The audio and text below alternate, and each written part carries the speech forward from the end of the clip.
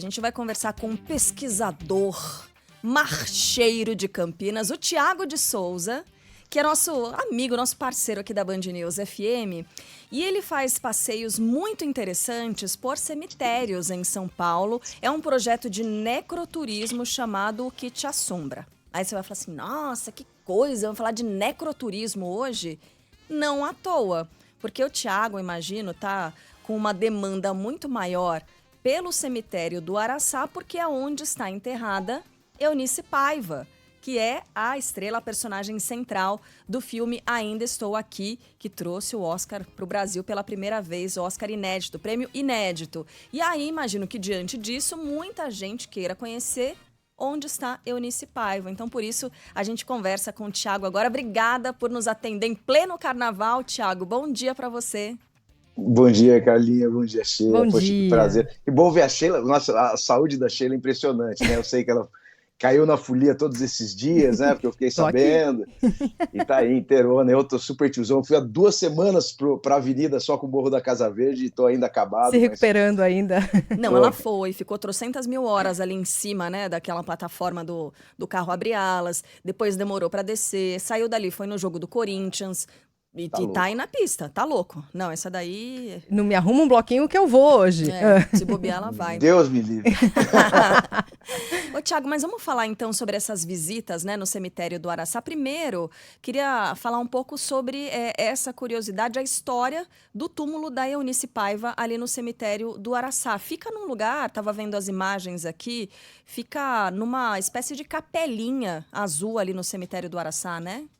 Isso, essa é uma capelinha mesmo, ela fica bem na entrada, assim, não fica longe da entrada do Araçá. Eu recomendo quem quiser visitar sem a gente faz visitas uma vez por mês, mas quem quiser visitar, passa lá na administração que o pessoal conduz os visitantes até a capela da doutora Eunice, que é uma capela muito característica de famílias católicas, né? O cemitério do Araçá tem uma incidência muito grande de famílias católicas, famílias italianas principalmente, sírio-libanesas e de outros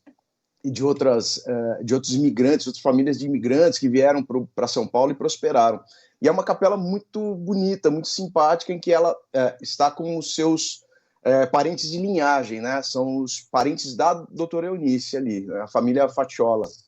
É muito bonitinho, muito simpático, assim, azul, é bem legal o túmulo dela.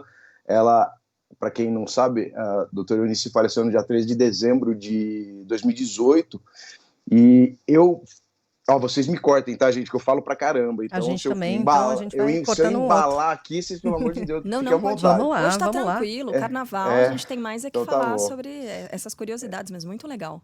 Então tá bom. E ela acabou, eu sinceramente acabei descobrindo embora, poxa, até me dá uma certa vergonha isso, porque eu pesquiso muito o cemitério, até pra gente poder fazer uma atividade, uma experiência no cemitério, eu preciso ter dominado ele, né? E eu descobri a presença da doutora Eunice por conta do post da própria Fernanda Torres, indo lá agradecê-la pelo filme, né, pelo papel, pela história. E é muito interessante isso, porque assim, a gente não tinha pretensão de fazer isso, mas sem querer a gente tornou o local de descanso da doutora Eunice num ponto de visitação, que, na verdade, era a nossa ambição desde sempre, mostrar que os cemitérios são importantes contadores de história. Eu gosto de dizer que o cemitério é o maior contador de história de uma cidade, né? São Paulo tem vários cemitérios, então a cidade tem o privilégio de ter vários contadores de história nos seus bairros, em suas regiões, e o cemitério do Araçá acabou se tornando um ponto de visitação, sim, pela presença ilustre dessa mulher que é um monumento à democracia, e para gente que estuda cemitério e alguns processos de luto, a doutora Eunice ainda tem, além de toda a sua luta por direitos humanos, né, a defesa que a gente sabe que ela foi uma ferrenha defensora de direitos dos indígenas, direitos humanos em geral, mas dos indígenas, sua luta pela responsabilização e mais, por saber o paradeiro de seu marido, mas a partir dessa ótica, até dessa perspectiva, é muito interessante porque ela traz à tona também a importância de processos e ritos de luto. como é importante você ter o direito de enterrar os seus, de ter um lugar de visitação, de ter um lugar de memória, um marco afetivo, claro, lógico, de tristeza, de saudade, mas sobretudo de memória. E então a gente consegue falar nesse passeio um pouco da biografia da doutora Eunice, que é muito bonita, que é um exemplo para todos nós, sobretudo pela galhardia que ela tratou, toda a tragédia familiar que ela viveu, mas também acaba generosamente nos traz também essas outras possibilidades. A gente falar um pouco sobre luto, falar sobre o processo de... A gente, desde a pandemia, por exemplo, houve uma mudança muito grande sobre a concepção de velórios, que são muito rápidos, e as pessoas tendem a não compreender a importância de você assimilar a perda. Então, enfim, estou falando aqui, claro, salpicando alguns temas em cima disso, mas a presença da doutora Eunice no Araçá é um exercício muito maior do que pura e simplesmente visitar um túmulo de uma celebridade. Claro que ela acabou se tornando célebre por conta do filme, mas ela é aquele espacinho, aquela capela é uma grande sala de aula. E aí é curioso, eu estava comentando fora do ar com a Carla, né, que às vezes há brasileiros que viajam, sei lá, vão para Paris, vão para Argentina e fazem essas visitações em cemitérios e às vezes não fazem isso aqui no Brasil, não fazem aqui em São Paulo. E como é uma possibilidade de um passeio que tem, como você, claro, desperta a curiosidade e tal, mas é isso. Explorar temas como o luto, mas explorar temas sobre a nossa própria história, sobre o impacto, no caso da Eunice, no caso do impacto da ditadura militar na sociedade brasileira. Tudo isso é uma oportunidade de mais conhecimento, não é, Tiago? Além de arte também. Além de né? arte. Porque o Cemitério da Consolação é um espetáculo. A gente pode falar sobre biografias e, inevitavelmente, elas se conectam à história regular do país. A gente pode falar de arte. A gente tem a assinatura de grandes escultores em vários cemitérios de São Paulo e do estado de São Paulo. Tá? Eu estou em Campinas, o Cemitério da Saudade foi foi o que me inspirou a levar esse projeto para São Paulo, por exemplo. Então, os cemitérios do interior também têm muitas coisas interessantes. Os cemitérios do Brasil têm muitas coisas interessantes. Né? A gente pode falar de arte, a gente pode falar de espiritualidade da cidade. Eu tenho um livro sobre milagreiros de cemitério da cidade de São Paulo, que é um tema que quase ninguém para observar, mas é muito interessante, porque ele, além de ter esse diálogo com a espiritualidade da cidade, milagreiro de cemitério, para quem não, assim, de maneira bem superficial, aqueles túmulos que tem um monte de plaquinha, sabe, de agradecimento, agradeço a graça alcançada, tal, que as pessoas acreditam, né, os populares acreditam a esses lugares, a capacidade divina, né? Então, o meu livro é sobre isso, sobre os cemitérios de São Paulo. Mas a gente pode falar de fantasma também, porque esse também é um componente presente nos cemitérios. A gente pode falar de tanta coisa. Esporte, cemitério Necrópole São Paulo, por exemplo, tem o Friedenreich, que é que é o maior artilheiro do futebol brasileiro, o primeiro rei do futebol. Enfim, a gente pode falar de um monte de coisas. A Carlinha lembrou do Cemitério da Consolação, que tem, de fato, muitos conjuntos escultóricos, mas a gente tem a presença de 3 grandes modernistas. Fevereiro agora foi mais um aniversário da Semana de Arte Moderna de 22. Então, dá para falar de um monte de coisa no cemitério. A nossa experiência lá, o que eu criei, na verdade, tenta mostrar todos esses interesses ao mesmo tempo. Eu tento não segmentar para não virar um tema único, para mostrar, assim, a Cemitério da Consolação, por exemplo, nossa atividade é noturna, então vira meio que uma noite no museu, assim. Mas a ideia é essa, de mostrar que o cemitério é um grande contador de histórias, de várias histórias, e sobre o que a Sheila falou, sobre as pessoas viajarem, né, e visitarem esse tipo e praticar esse tipo de atividade. Uma vez uma senhora falou, pô, mas vocês vão incomodar os mortos, vocês ficam aí, não sei o quê, e a foto dela, atrás dela, ela tinha acabado de visitar o Egito, as pirâmides do Egito atrás, as pessoas não têm noção. Escuta, minha senhora. Não tem noção do que mas eu acho que a gente tem obrigação de contar, né? O maior cartão postal de São Paulo, que é eu acho, maior mesmo, em dimensões, é o obelisco do Ibirapuera, que é um mausoléu. Tem mais de 700 pessoas sepultadas lá e a galera não sabe. Cripta da Sé tem a Igreja do Seráfico Pai São Francisco da Penitência, que fica do lado da Faculdade de Direito. Tem um jazigo onde está Tobias de Aguiar, Brigadeiro Luiz Antônio, Santa Gaudência, o crânio de Santa Gaudência, o coração de Diogo Feijó, enfim, tem vários lugares de morte que, na verdade, se a gente fala morte, assim, é um impacto muito grande, mas eu posso substituir a morte por memória, e os cemitérios têm muito isso. Então, a nossa briga, na verdade, poxa, assim, eu falo isso de forma muito apaixonada, porque eu estou fazendo isso desde 2021, é totalmente voluntário, a gente não cobra nada das pessoas, a gente quer de fato que esses lugares sejam reconhecidos, que esse circuito se estabeleça como um circuito cultural e não exótico da cidade, exatamente isso. Hoje, acho que até pelo tipo de abordagem que a gente faz, nosso público é super plural, não tem alguém que tenha um interesse apenas, e um monte de criança vai, porque claro, o cemitério tem o magnetismo da morte, tem o magnetismo do cemitério, dos próprios fantasmas, né? Dessas vozes do passado que querem conversar com a gente. E eu sou cético, tá, pessoal? Então, eu não acredito em muito. Eu falo que eu não acredito em quase nada, mas de vez em quando quase me surpreende. Mas eu não acredito, assim, que. Então, é um espaço verdadeiramente. É um patrimônio da cidade, né? Eu acho que é um patrimônio material e imaterial. E precisa ser conhecido, quer dizer, estou falando isso tudo a partir da memória da doutora Eunice, porque está aí mais um exemplo, quer dizer, o cemitério guarda os espojos, né, os restos mortais de uma pessoa que inspirou um filme e que tamanha perfeição, né, da exposição dessa história, dessa biografia, ele trouxe o primeiro Oscar para o Brasil, e é uma história que está lá no cemitério do Araçá, guardadinha. Então, o cemitério é o guardião da verdadeira protagonista dessa história bonita que nos deu nosso primeiro Oscar. Então, eu sou um defensor de cemitério. Você vê, quer dizer que eu parei de fazer música, assim, diminuí muito, né, minhas atividades musicais, carnavalescas, porque estou me dedicando verdadeiramente a isso, porque eu acredito... Oi?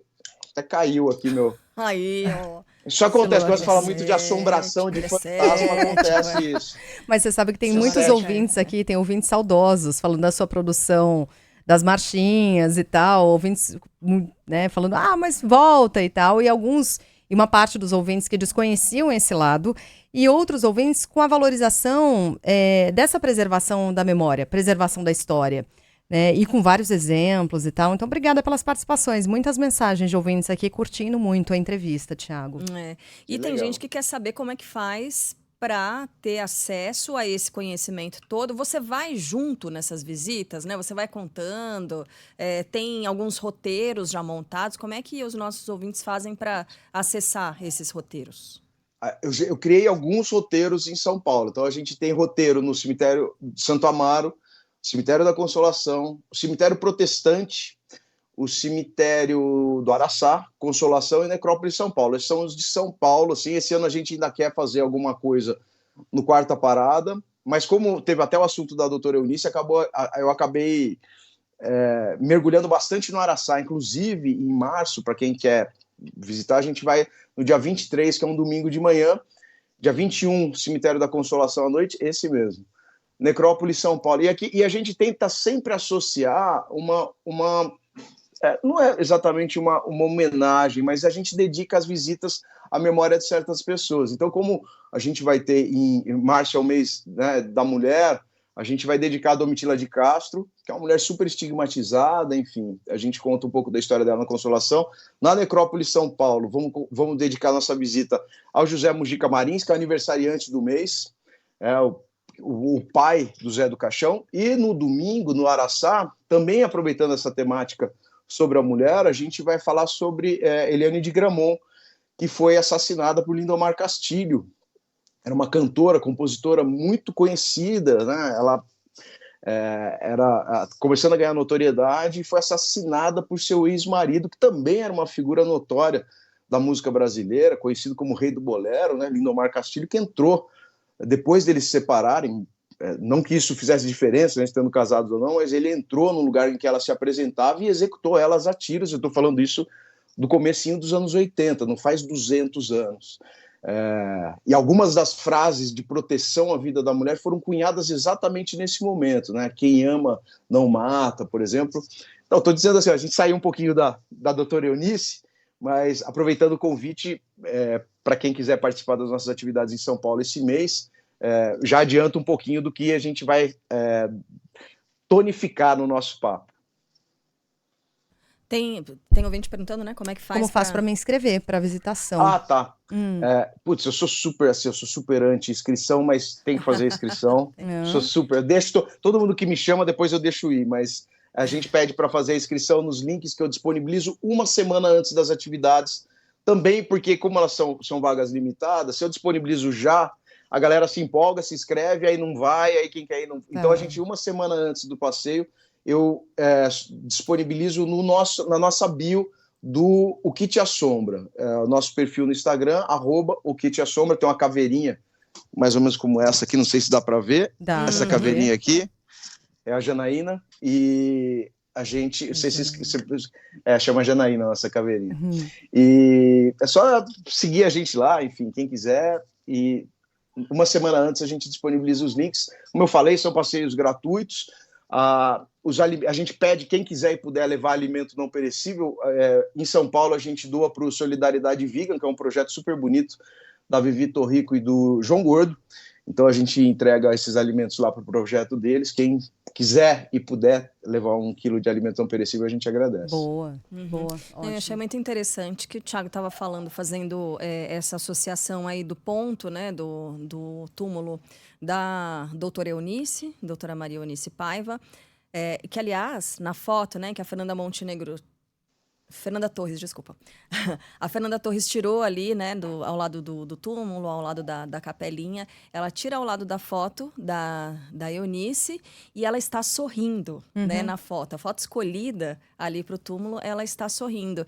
E aí você fala, também traz essa reflexão, né, Thiago, sobre o direito de viver esse luto, de se despedir de alguém, de ter um ponto para trazer toda essa reverência, né? O que não aconteceu no caso de Rubens Paiva, né? Porque foi ele foi assassinado, mas desapareceu. Não há um local para você trazer esse tipo de homenagem. O próprio Selton Mello, né, estava falando na entrevista coletiva dele de ontem, que ele considera esse trabalho uma espécie de... É o corpo. Trazer dele. O corpo de Rubens Paiva. O filme é o corpo. O filme é o corpo, mas que ao mesmo tempo não existe algum ponto em que é possível fazer esse tipo de homenagem. Então, acho que vai tudo se concentrar aí também no cemitério do Araçá, no túmulo da Eunice Paiva, né, Thiago? Esse é um componente muito perverso, né? Não vou falar que é o mais perverso, porque alguém que foi submetido à tortura, foi executado e teve seu cadáver ocultado, tem várias perversidades nesse caminho, né? Mas é interessante isso, Carlinha, porque o cemitério do Araçá, ele ainda tem um marco importante sobre esse tema. O ossário geral do cemitério do Araçá foi o lugar onde as ossadas encontradas na vala clandestina de Iperus, outro cemitério que tem essa história importante para ser contada, foram levados e organizados. E com o início da Comissão da Verdade, o ossário do Araçá sofreu um atentado. Tentaram botar fogo no ossário do Araçá. Quem for lá hoje vai ver esse totem. Hoje esses ossos não estão mais lá, essas ossadas que foram as 1.046 ossadas, 1.046 pessoas que foram enterradas, foram executadas e enterradas na vala clandestina do cemitério de Perus, foram levados para lá, começaram a ser organizados ali, e por conta desse atentado acabaram, esses espólios foram trasladados para a Universidade Federal de São Paulo, se não me engano, em Guarulhos, enfim. Então, esse é um direito que todo mundo deveria ter.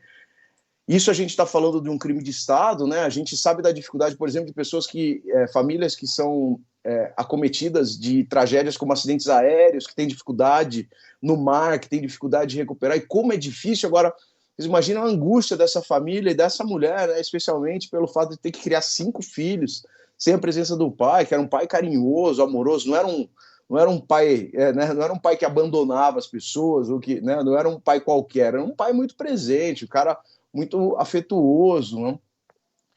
E ela tem que criar essas crianças ainda ainda tendo que administrar todas essas questões com seus filhos. Quer dizer, a história da doutora Eunice por isso que eu acho que esse filme é muito interessante, porque independente, a gente sabe que o Brasil é um país conflagrado, dividido, mas eu acho mesmo que assim, pessoas que minimamente têm alguma sensibilidade ainda devem ter desenvolvido empatia por você ver uma família que foi arrebatada por essa ação, né, terrível. Quer dizer, um cara retirado de casa, depois soube-se tudo que aconteceu, mas e até hoje eles não têm o direito de fechar esse ciclo, né? E ficam, claro, a gente tenta instrumentalizar isso de alguma forma. O filme é uma delas, tem um busto do deputado, né, na Câmara, e no Rio de Janeiro também. Quer dizer, isso acaba sendo um paliativo para esse sentimento, para essa ausência de fechamento de ciclo, sem dúvida nenhuma. E esse é um componente importante dessa visita que a gente faz, né? E aí uma outra coisa que também nos toca muito, quer dizer, uma mulher que lutou tanto pela memória, a gente ainda tem um outro assunto, que é o Alzheimer. Quer dizer, que triste ironia do destino, um marco da nossa memória, da nossa democracia, ter sido acometida por essa doença também terrível, né? Quer dizer, tem tanta coisa que a gente pode falar, né? E do mundo real, né? Não é do mundo ficcional, né? Embora a história dela tenha ganhado, claro, notoriedade por conta do filme, a gente está falando tudo de coisas que aconteceram, né? Não isso é inegável. Então, eu acho que essa crueza também é uma grande lição para a gente. Tem um último ponto que eu queria pedir para o Thiago me ajudar aqui, que é o seguinte: eu morei na região da Santa Cecília há um tempo, e vira e mexe eu ia lá no Cemitério da Consolação, primeiro para passar, para chegar até a região da Paulista, cortava um pouco do caminho, mas para ver mesmo as obras. Ali tem obras lindíssimas, né? Como eu falei, da questão da arte. E tem uma, Thiago, que é um túmulo, que é uma escultura em forma de um corpo feminino, assim, que é o tal do Interrogação. Você já deve saber de qual história eu tô falando. Francisco Leopoldo de Silva. Exatamente esse, o artista, né, que fez ali esse monumento, esse túmulo. E, na verdade, esse é o túmulo de um homem que matou a companheira e se matou, um crime passional, né? Um feminicídio em 1923, não tinha esse nome, obviamente não existia essa tipificação, mas esse homem que era da alta sociedade foi enterrado ali com esse túmulo que é lindo, que é luxuoso, porém a mulher, que era uma cortesã dessa época, eu não sei onde está enterrada. Queria saber se você conhece essa história, se sabe onde é que está enterrada Nenê Romano, né? Exatamente, a Nenê Romano, assassinato, acho que faz bastante tempo, é uma história pública, né? O Moacir Pisa assassinou a Nenê Romano, que era uma cortesã mesmo, circulava nas altas rodas, né, dos homens poderosos da cidade de São Paulo, até que ela se envolve com um rapaz que era comprometido, era noivo de uma moça que a sogra desse rapaz, era uma grande fazendeira de São Paulo. A sogra fica sabendo e a Nenê Romano tinha como particularidade uma capacidade impressionante de encantar os homens, né? Então, todo mundo que se envolvia com ela ficava completamente encantado e a mesma capacidade que ela tinha de encantar, ela própria se desencantava muito rápido, nunca precisou de sugar daddy, não tinha nenhuma ambição de ter um cara para sustentá-la ela não tinha isso, enfim. Esse rapaz ficou de quatro pela Nenê Romano, literalmente. A sogra, percebendo que o noivado da filha ia para o vinagre, acabou encomendando uma ação que era muito típica nessa época com mulheres, e aqui eu tomo muito cuidado, falo entre aspas, as mulheres que se atreviam a ser o que queriam ser. Então, ela pega os capangas e encomenda um tipo de atentado que era o de retalhar o rosto de mulheres bonitas. A Nenê Romano era uma mulher maravilhosa. Além de ter uma personalidade incrível, ela era uma mulher maravilhosa. Então a Nenê, muito safa, ela consegue escapar, em vez dela levar no rosto, até pega um pedaço do rosto, mas ela leva uma facada no pescoço, quase morre. E aí esses grandes, né, esses homens poderosos, tal, indicam a ela e até dizem que sustentaram os honorários desse grande advogado da época, que era o Moacir Pisa, que acaba representando ela, mas como todos os homens que cruzavam o caminho da Nenê, se encantou, eles tiveram um relacionamento e ele teve o mesmo destino de todos os outros, ela separou dele, e ele não se conformava, então um dia ele foi até a casa dela, meio que ficou ali de tocaia, esperando ela sair, porque ela não atendia, não recebia, e aí ela, quando sai, ele pede para falar com ela, fala, vai, entra no táxi, aí vai me falando o que você quer falar, que eu tô indo para não sei onde, então, e ele entra no táxi, a discussão continua, e ele executa a Nenê Romano dentro do táxi e tira a sua própria vida. E aí essa escultura é uma escultura que traduz, né, a gente não falou exatamente de arte tumular, mas a arte tumular ela tem muito disso, né, dos signos, dos sentimentos, e mensagens que a família, que quem fica e que acaba cuidando da memória dessa pessoa quer manifestar. E essa escultura do Francisco Leopoldo Silva é muito interessante porque ela coloca uma mulher nua, né, em posição de pesar, né, aqui em posição de pranto, e essa esferinha, essa bolinha no pé dela que faz toda a diferença, porque se ela está na horizontal, se a gente coloca ela na vertical, você vai ver que ela vai virar uma interrogação em corpo de mulher, e era esse o sentimento provável. Isso é uma interpretação própria, né? Esse é o sentimento que a família deve ter tido à época, né? De compreender a loucura que esse homem cometeu e que resultou no assassinato bárbaro da Nenê Romano. A Nenê Romano foi sepultada no cemitério do Araçá e a gente tem uma busca sobre os restos mortais da Nenê Romano. Ela foi sepultada numa quadra que não existe mais, que a gente chama de quadra geral. Muito provavelmente seus ossos se perderam ao longo dessas décadas, né? Ela foi exumada, isso a gente sabe, mas a gente não sabe ainda onde está e estamos procurando, mas o que a gente sabe é que ela muito provavelmente está no cemitério do Araçá também. E também é uma história que a gente conta lá, quando vai. Conto nos dois, né? Conto no cemitério da Consolação e no próprio cemitério do Araçá. Boa, Thiago, a gente Mas é mais ou menos isso. Não, essa é uma das muitas histórias que compõem a história de São Paulo também, porque aconteceu em Higienópolis esse crime, né? Isso. No cemitério da Consolação tem, por exemplo, o jazigo do Luiz Gama, que foi um dos maiores cortejos que São Paulo viu quando ele faleceu, se eu não me engano, em 1882, e quase 4.000 pessoas saíram do Brás e foram a pé até o cemitério da Consolação para levar esse grande homem.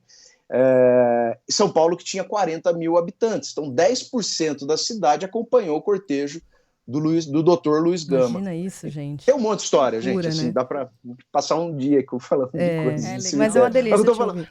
E os ouvintes estão adorando, assim. Os ouvintes curtem muito, eles curtem muito. É isso, o cemitério, primeiro assim, né, eu sempre, é meio clichê essa frase que eu fiz, mas a vida acaba, a existência não precisa acabar, né, a gente precisa saber o que fazer com isso, e existe uma coisa, né, da gente viver o momento e não projetar isso quando a gente não estiver aqui, e no final das contas, o que a gente precisa mesmo deixar como legado são afetos, são acontecimentos, não precisa ser nada muito gigante, né? Como a gente está falando, uma mulher gigante, e que não pensava também em deixar um legado, ela simplesmente sobreviveu a tudo que viveu, né, doutora Eunice? Mas a gente, no final, para durar um pouco mais aqui na Terra, depois que a gente precisa deixar boas lembranças. A minha experiência, que é curta ainda, faz uns 3, 4 anos que eu estou fazendo isso, minha experiência dá conta disso, de que às vezes eu vejo grandes mausoléus, capelas imensas, vê que era uma pessoa riquíssima e está toda arrebentada, toda caída, não sei o que. Aí você vê um túmulo simplesinho de uma mulher que foi assassinada, de uma criança, de um escravizado, e ele está lá cheio de esvotos, cheio de velas, cheio de lembranças, quer dizer, aquela pessoa continuou viva, não apenas no imaginário, mas às vezes nos afetos que ela acabou deixando aqui, ou construiu até depois de morto mesmo. Thiago de Souza, que é o nosso amigo marcheiro, idealizador desse projeto O Que Te Assombra, é muito bom te ouvir. A gente tem o gancho aí do Oscar, a gente não queria perder essa oportunidade, mas de trazer esse conhecimento para os nossos ouvintes. Tem ouvinte escrevendo, os cemitérios são enciclopédias, e são mesmo, né, biográficas. E dizem muito sobre a nossa história, histórias individuais, histórias da nossa cidade mesmo. Foi uma honra te ouvir, muito legal, Thiago. Um beijo enorme para você, viu? E bom carnaval. Obrigado, gente. Obrigado, meninas. Um beijão. Tô sempre aqui. Você sabe que vocês só me convocar, eu tô aqui. Boa. Aliás, Ivan Brandão tá aqui me bombardeando de mensagens. Pergunta para ele quem ele acha que vai ganhar o Carnaval de São Paulo. Eu acho que é a Dragões da Real. Tchau, Thiago.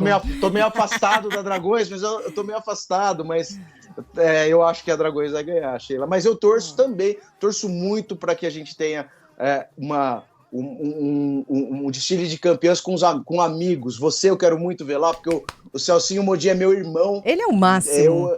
Eu amo o cara, é meu irmãozaço, então acho que a Dragões vai ganhar. Estou torcendo também pelos meus amigos da Dragões, e pelo Celcinho também, pelo Carlos Júnior também, meu querido amigo da Rosas de Ouro. Quero ver meus amigos nesse desfile das campeãs.